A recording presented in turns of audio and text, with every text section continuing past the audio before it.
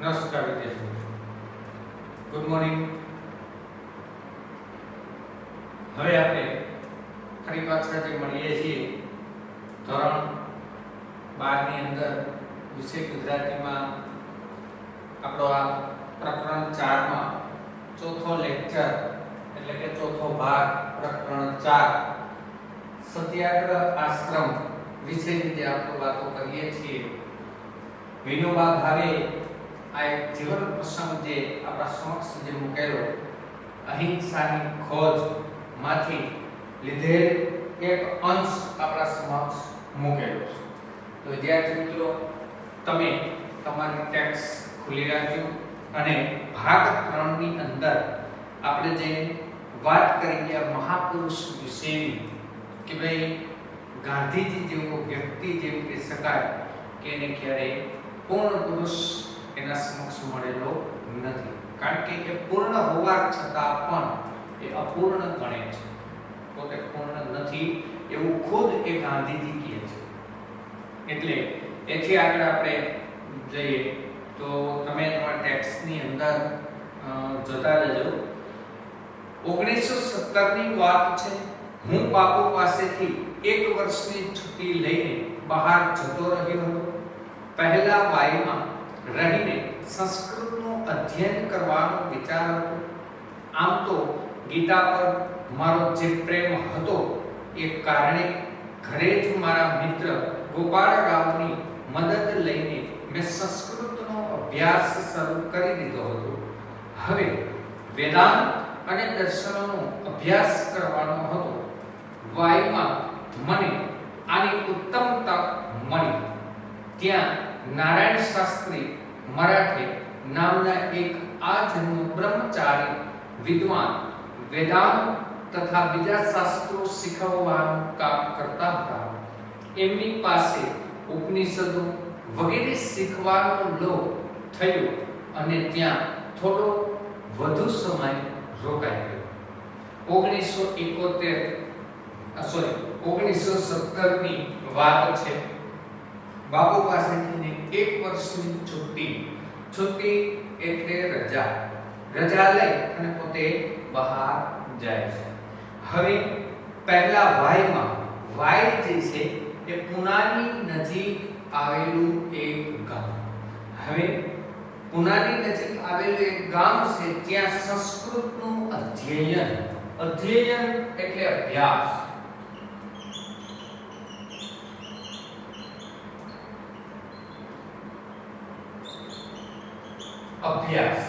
પોતે અભ્યાસ કરવાનો વિચાર કર્યો અને શ્રીમદ ભગવદ ગીતા ઉપર ઘણો બધો પ્રેમ હતો. હવે એ કારણ માટે થઈ અને એ ગોપાળરાવને મદદ પોતે લે છે અને એ સંસ્કૃતનો અભ્યાસ તેમને શરૂ કરી દીધો.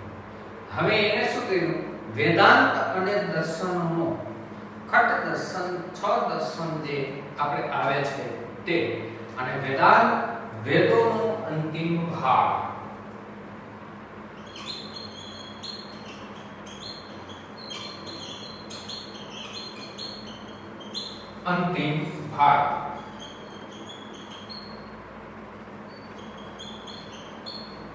વેદોનો જે અંતિમ ભાગ છે અને દર્શનો 6 દર્શનો જે છે, સાંખ્ય, યોગ, મીમાંસા, આ જે 6 દર્શન જે છે, 6 દર્શનોનો અભ્યાસ. તેમને વાયમાં એને એક ઉત્તમ તક મળી આ વસ્તુ શીખવા માટે. ત્યાં નારાયણ શાસ્ત્રી જેમ કે શકાય મરાઠે જે એક હતા, ઈ નામ મરાઠી નામનો એક આજન્મ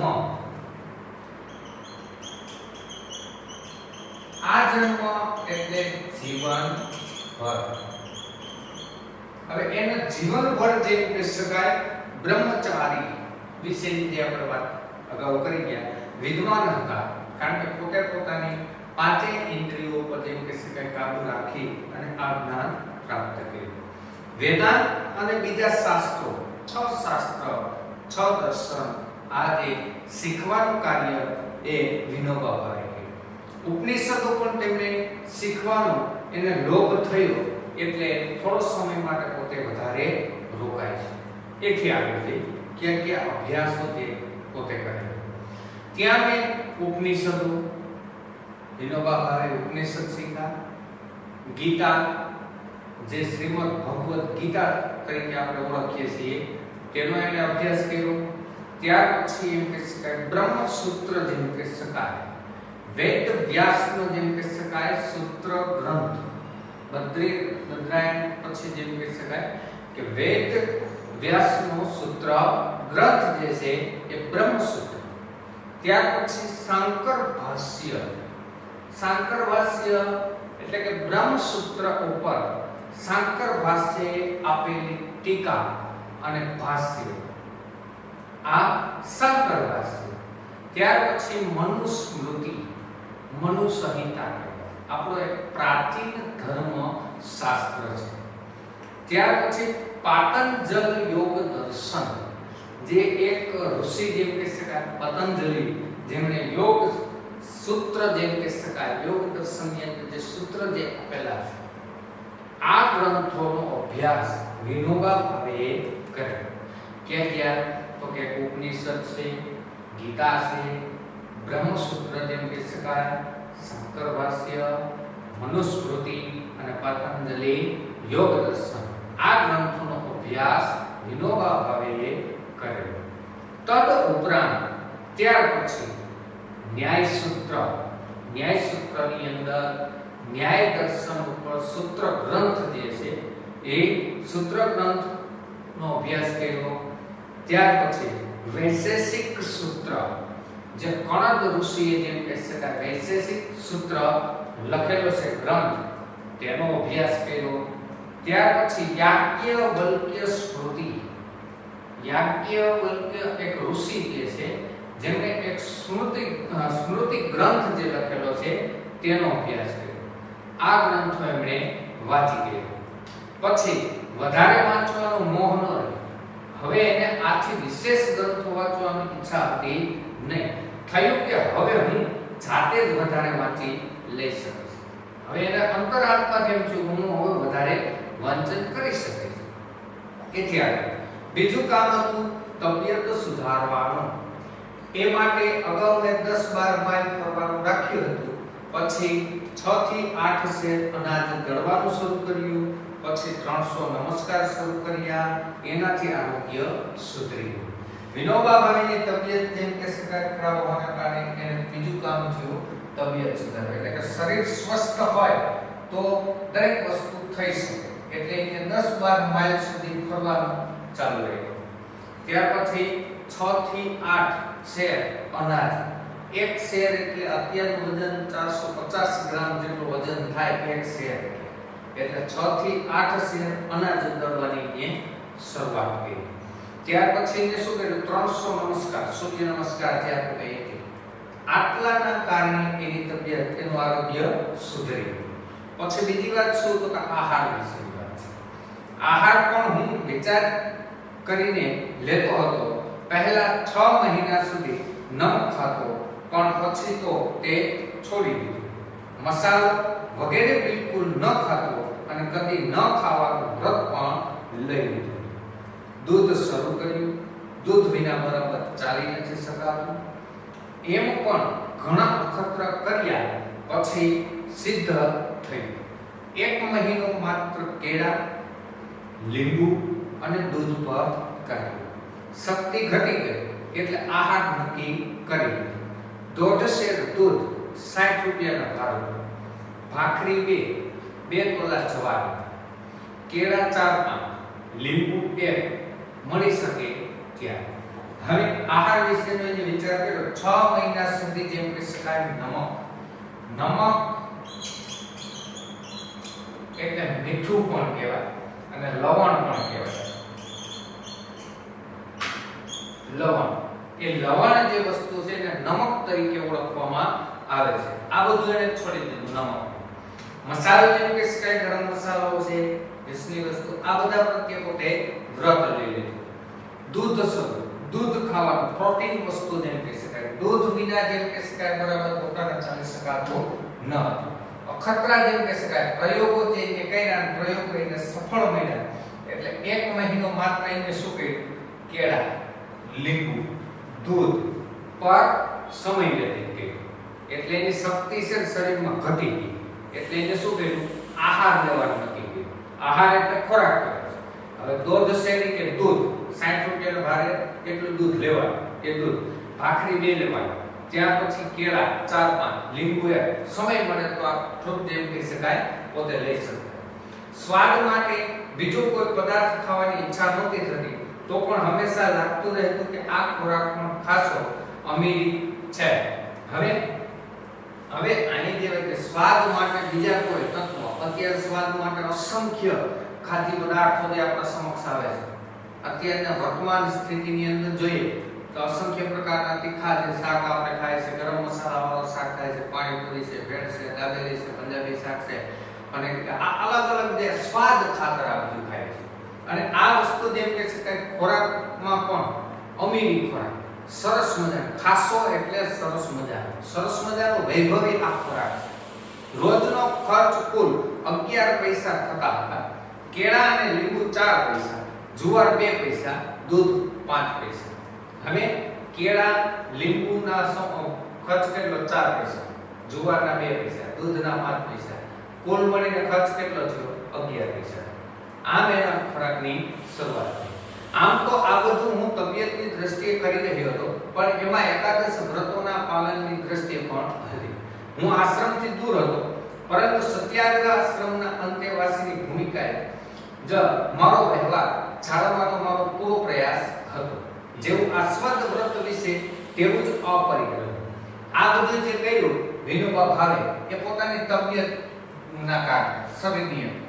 આમ જો એકાદશ વ્રતનું પણ પાલન છે, અને આશ્રમથી પોતે દૂર હતા, એટલે સત્યાગ્રહી આશ્રમની અંદર જેમ કે શકાય અંતેવાસી ભૂમિકાએ જેમ કે શકાય સમીપ રહેનારા જે પાત્ર જે હોય એ સમીપ રહેનારા પાત્રો સાથે જે પોતાનો વ્યવહાર એ જાળવવાનો પોતે પૂર્ણ પ્રયત્ન કરતા હતા. આસ્વાદ વ્રત વિશે જેમ કહી શકાય કે સ્વાદ વિનાના ખાદ્ય પદાર્થો જેમ કહી શકાય પોતાના જીવનને અપરિગ્રહ વિશે કે કોઈ પણ વસ્તુનો સંગ્રહ કરવો નહીં. પણ તે વખતે જેમ કહી શકાય એની પાસે બહુ થોડો સામાન હતો. લાકડાની થાળી, વાટકો, આશ્રમનો એક લોટો, પંચી, કાંગડો અને પુસ્તકો, આટલો સંસાર હતો. હવે એની પાસે જેમ કહી શકાય સામાન જે હતો ને થોડો, એક લાકડાની જેમ કહી શકાય થાળી, વાટકો, આશ્રમનો એક લોટો, પંચીઓ એટલે ટૂંકું ધોતિયું, કાંગડો જેમ કહી શકાય, કાંગડો એટલે ધાબળો કહેવાય છે, એક ધાબળો, અને પુસ્તકો, આટલા તેના સંસારની અંદર આટલી વસ્તુ હતી. બીજી વાત, પહેરણ, કોટ, ટોપી વગેરે ન વાપરવાનું વ્રત લીધું હતું. શાળા પર વણેલા કપડા જ વાપરતો હતો, એટલે વિદેશી વસ્તુઓનો તો કોઈ સંબંધ ન રહેતો, અને સ્વદેશી વ્રતનું પાલન પણ થઈ જતું હતું. અને મને વિશ્વાસ છે કે મારી જાણ મુજબ સત્ય, અહિંસા, બ્રહ્મચર્ય આ ત્રણેય વ્રતનું પરિપાલન મેં બરાબર કર્યું છે. હવે પહેરણ એટલે શર્ટ કહીએ છીએ, કોટ, ટોપી આ વાપરવાનું ને વ્રત લીધું કે આ વાપરવાનું નહીં. પાછું વાપરવાનું શું? તો કે શાળ પર વણેલા કપડા. શાળ જે છે એક પ્રકારનું કાપડ વણવા માટેનું યંત્ર છે, એમાં જે વણાય છે જે કાપડ એ જ વાપરવાનું. એટલે કે વિદેશી વસ્તુનો જે ત્યાગ કર્યો. સાચે જે જીવનની અંદર હકીકતમાં આપણું સ્વદેશી અપનાવવું, વિદેશનો ત્યાગ કર્યો. આજે આપણે ચાઇનાની જે તમામ વસ્તુઓ જે છે એનો ત્યાગ કરીએ છીએ. હમણાં જે થયેલી વસ્તુ જેમ કહી શકાય કે આવું બધું કરવું પડશે. અને બીજી વાત કરી કે સ્વદેશ વ્રતનું પાલન પણ થાય. તમે તમારા દેશનું જે વસ્તુઓનો ઉપયોગ કરો એટલે સ્વદેશી તમે થઈ જાવ છો. અને લેખકને જેમ કહી શકાય વિશ્વાસ હતો કે પોતે સત્ય, અહિંસા અને બ્રહ્મચર્ય આ ત્રણેય વ્રત જે છે એ ત્રણેય વ્રતનું પરિપાલન એટલે કે સંપૂર્ણપણે એને પાલન કર્યું છે, આટલો એને વિશ્વાસ હતો. આ બધું કરતા કરતા સેવાની દ્રષ્ટિએ બીજા પણ કેટલાક કામો કરતો હતો. ગીતાનો એક નિઃશુલ્ક વર્ગ ચલાવ્યો, એમાં 6 વિદ્યાર્થીઓને આખી ગીતા અર્થ સાથે સમજાવી. હવે આની સાથે સાથે શું કરતા? સેવાની દ્રષ્ટિ એક બીજું પણ એના જીવનની અંદર કામ કર્યું. એક ગીતાનો નિઃશુલ્ક એટલે મફત કહેવાય છે. એ મફત જેમ કહી શકાય શ્રીમદ ભગવદ ગીતા ભણાવવા માટેનો વર્ગ એને ચાલુ કર્યો. એમાં કેટલા વિદ્યાર્થી? તો કે 6 વિદ્યાર્થીઓને શ્રીમદ ભગવદ ગીતા જે અર્થ સાથે એને સમજે. બીજી વાત, બીજા એક વર્ગમાં 4 વિદ્યાર્થીઓને જ્ઞાનેશ્વરીના 6 અધ્યાય ભણાવ્યા. હવે બીજો એક વર્ગ જે ચલાવતા એમાં કેટલા વિદ્યાર્થી? તો કે 4 વિદ્યાર્થી. તો એમાં જ્ઞાનેશ્વરી મહારાષ્ટ્રના સંત જ્ઞાનેશ્વરી કહેવાય અને જ્ઞાનેશ્વરી જે ગ્રંથ જે છે એના 6 અધ્યાય જેમ કહી શકાય ભણાવ્યા. જ્ઞાનેશ્વરી જેમ કહી શકાય એ સંત જે હતા એ રચયિતા મહારાષ્ટ્રના સંત અને એ 6 અધ્યાય ને ભણાવ્યા. બે વિદ્યાર્થીઓને 9 ઉપનિષદ શીખવ્યા. બે વિદ્યાર્થીઓ જે હતા એને 9 ઉપનિષદ શીખવ્યા. હું પોતે સારું હિન્દી નહોતો જાણતો, પરંતુ હિન્દી પ્રચારની દ્રષ્ટિએ રોજ વિદ્યાર્થીઓની સાથે રાખીને હિન્દી છાપવા વાંચવાનો કાર્યક્રમ રાખ્યો. વિદ્યાર્થીઓને ઉપનિષદ, ગીતા, જ્ઞાનેશ્વરી આ બધું શીખવું છે. એમાં પોતે ખુદ જેમ કે શકાય હિન્દી નહોતા જાણતા, પણ હિન્દી જે પ્રચારની દ્રષ્ટિએ પોતે જતા હતા એટલે વિદ્યાર્થીઓને સાથે રાખી અને પોતે એની સાથે હિન્દીના છાપાઓ જે આવતા આપણે જોઈએ છે છાપાઓમાં અંગ્રેજી, હિન્દી, ગુજરાતી આ દરેક ભાષાની અંદર છાપાઓ હોય એ છાપાના કાર્યક્રમ પોતે રાખતા. વાયમાં વિદ્યાર્થી મંડળ નામની એક સંસ્થા સ્થાપી. એમાં વાંચનાલયને મદદ કરવા માટે દળવાનો એક વર્ગ રાખ્યો. એમાં 15 વિદ્યાર્થીને હું પોતે એમ સૌ દળતા. વાય જે આપણે વાત કરી ગયા કે પુનાની અંદર આવેલું જે ગામ છે પુનાની બાજુમાં એ વિદ્યાર્થી મંડળ નામની એક સંસ્થા હતી અને વાંચનાલય એટલે લાઇબ્રેરી જે આપણે કહીએ છીએ એને ઊભું કરવા માટે થઈને આ લોકો શું કર્યું? એક દળવાનો કાર્યક્રમ કર્યો. દળના જે દળવા અનાજ દળવા માટે.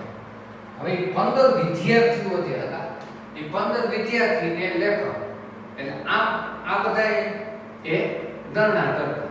હવે કેવી રીતના? જે લોકો ઘંટીએથી દળ દળાવી લાવતા એમનું કામ બસે 1 પૈસો લઈ કરવાનું અને એ પૈસા વાંચનાલયને આપી દેવાનું. જે લોકો ઘંટીએ જે દાણા દળાવવા માટે જતા અને એનું કામ લઈ લેવાનું અને 2 શેર જેમ કહી શકાય કે એના 1 પૈસો કિંમત. 2 શેર એટલે 900 ગ્રામ જેટલું વધે, 1 શેર એટલે 450 ગ્રામ જેટલું વધે. એટલે 2 શેર જેટલું પોતે જે કાંઈ દળનો હોય અને એ જે કાંઈ પૈસા આવે ને એ વાંચનાલયમાં આપી દેવાના. મોટા વેપારીઓના દીકરા પણ આમાં જોડાયા હતા. વાય પુરાણા વિચારોનું સ્થાનક હોવાને કારણે બધા અમને મૂર્ખમાં ખપાવી દેતા હતા. તો પણ આ વર્ગ 2 મહિના ચાલ્યો. વાંચનાલયમાં 400 પુસ્તકો જમા થઈ ગયા. હવે આ જે સંસ્થા જેમ કે શકાય વાંચનાલય માટે જે કરે છે આમાં મોટા વેપારીના જે મોટા વેપારીના જે છોકરાઓ હતા ને એ પણ આની સાથે જોડાયા. અને વાય જે એવું સ્થાન છે કે જ્યાં પુરાણા વિચારોનું સ્થાન. હવે સ્થાનક એટલે જગ્યા કહેવાય છે.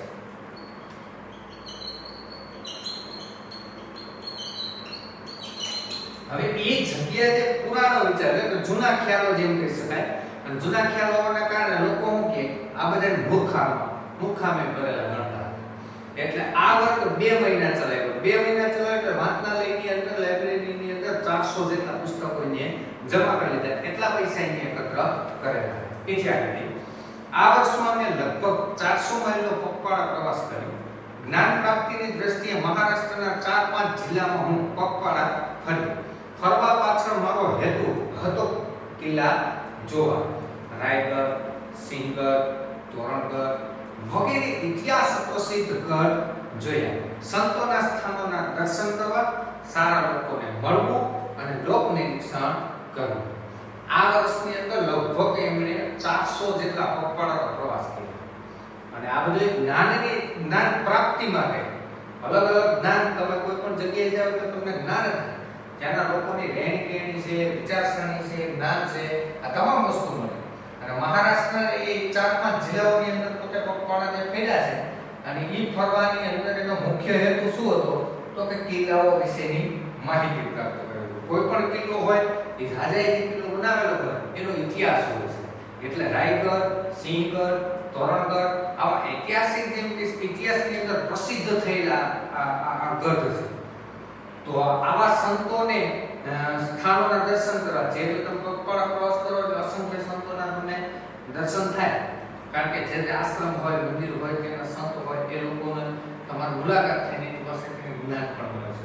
સારા લોકોને મળવા અને આ બધું કાર્ય એ પગપાળા લોક નિરીક્ષણ કરવું, લોકોનું જેમ કહી શકાય અવલોકન કરવું.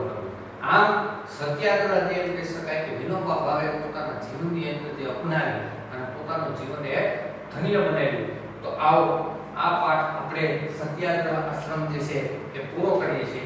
અને વિદ્યાર્થી મિત્રો, બોર્ડની પરીક્ષાની અંદર આમાંથી પ્રશ્ન જેમ કહી શકાય તમે લખવા માટે કે બુક્સ તમે બનાવતા હોય અથવા બુકની અંદર તમે લખતા હોય તો પ્રશ્ન પહેલો છે એક વાક્યના પ્રશ્ન આપો.